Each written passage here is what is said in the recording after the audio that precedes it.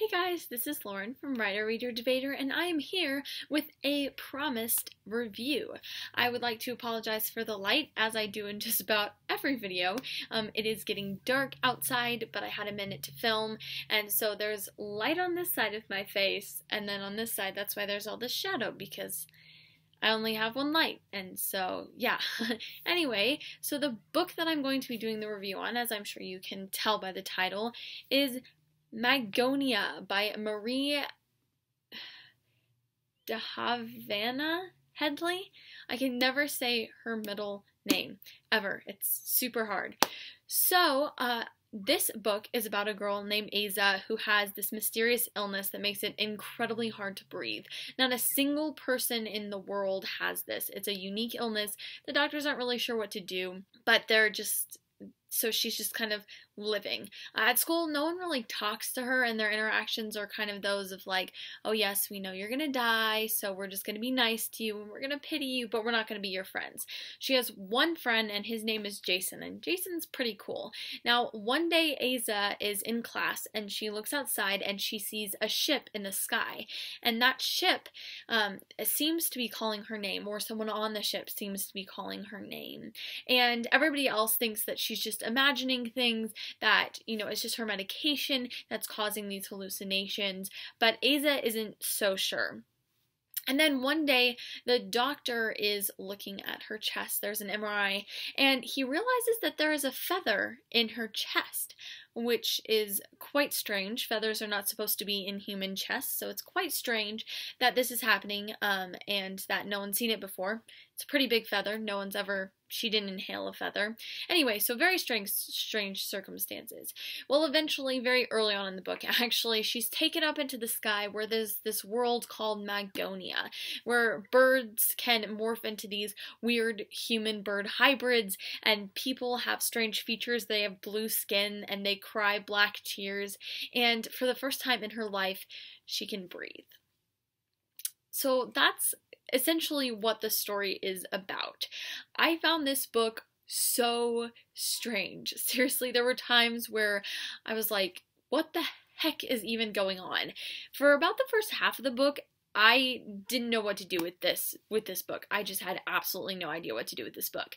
I even updated my status on Goodreads and was like, I don't know what to do with this book. It's so strange, so weird. It's very almost Lewis Carroll, like Alice in Wonderland, but not quite that weird. It's like, I don't even know how to explain it. Kind of magical realism almost, and it was very strange, but the writing is beautiful, and that's really what kept me reading that first half of the book, was just there was something about it, the writing, that just pulled me forward. I ended up giving this book 5 stars. It was super good. I really enjoyed this book. I would highly recommend it, even if you're not into kind of that strange magical realism fantasy. It's this weird mix between like magical realism, fantasy, contemporary, like romance. I don't even know what to call it, guys. I don't know what to do with this book, but I thoroughly enjoyed it, and I cannot wait for the next one. Now, if you have not read the book, I would recommend stopping the video right now, going and reading the book, and then continuing on with my thoughts, because I may or may not be spoiling a little bit of this book as I go along.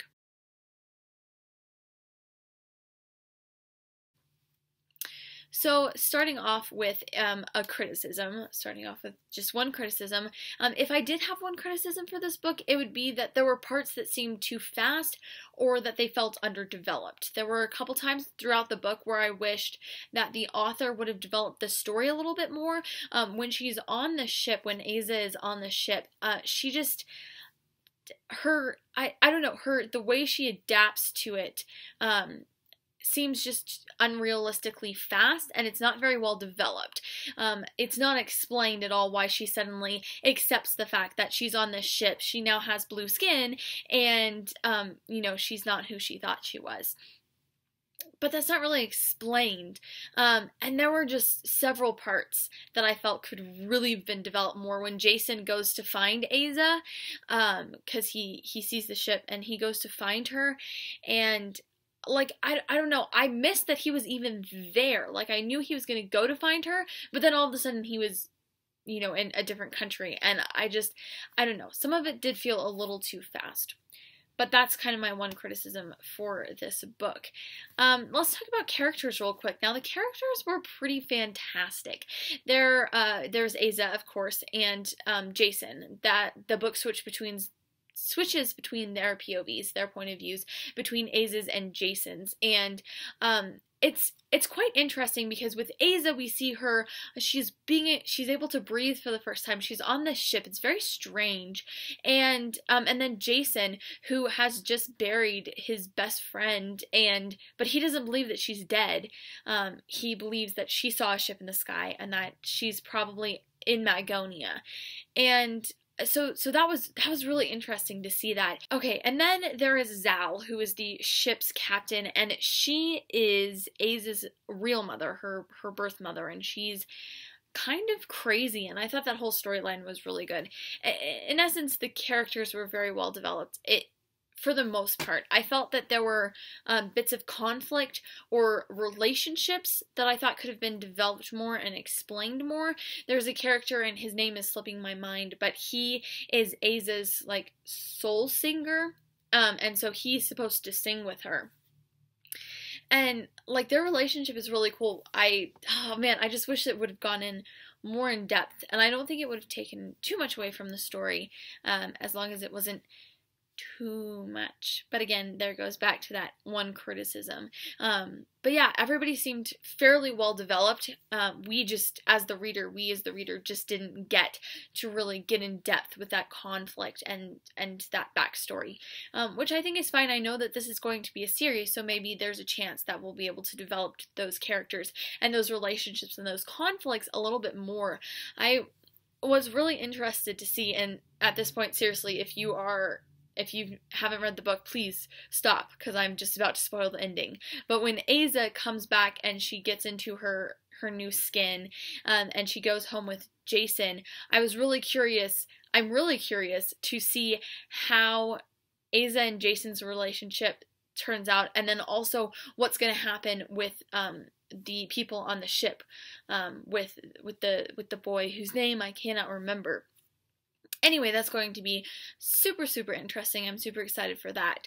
But moving on to world building. Now, the world building is very unique and very bizarre, but also very interesting and very intriguing. And I don't know, there was something about it that made me, again, be like, sometimes I was like, what the heck is going on? What is this book? I don't even know. And then there were other times where I was like, that's brilliant. Now, for example, the birds that sing in their chest. They have a chest cavity that opens up and the birds come in and they sing together, and that's kind of their magic system. And I thought that was a really unique way to do magic, where not only are you singing, but you have a bird who sings with you, and there are specific songs that you sing, kind of like spells, and they do different things. But also the ships in the sky. That's just a fantastic idea. And the giant whales that are like the storm whales that hide and disguise the ships. I don't know, it was just super interesting and super intriguing. I thought it was fantastic and unique, if it was very strange and bizarre. Now, I loved this book. Like I said earlier, I gave this book 5 stars, and despite the problems, overall the main reason I gave it such a high rating was mainly due to the writing, first of all, and the uniqueness of it all.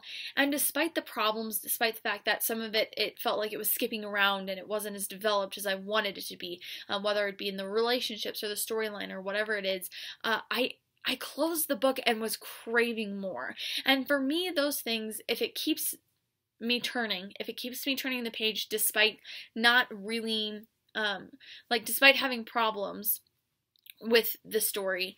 And something else interesting that I'd just like to point out real quick is that despite the fact that there were parts that I felt skipped around or were underdeveloped, it didn't really pull me out of the story too much as it normally does. And that's really something to be said for the beautiful writing of this. And not to mention, to match the gorgeous writing is this gorgeous cover, with the feather and the embossing and the birds, and there's like a little compass on back, and I'll show you the naked hardback because it's cool too.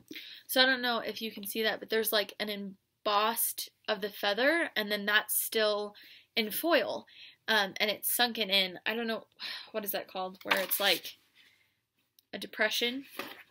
Anyway, if you have read Magonia, please leave your thoughts down below. I'd love to hear what you guys thought about this book.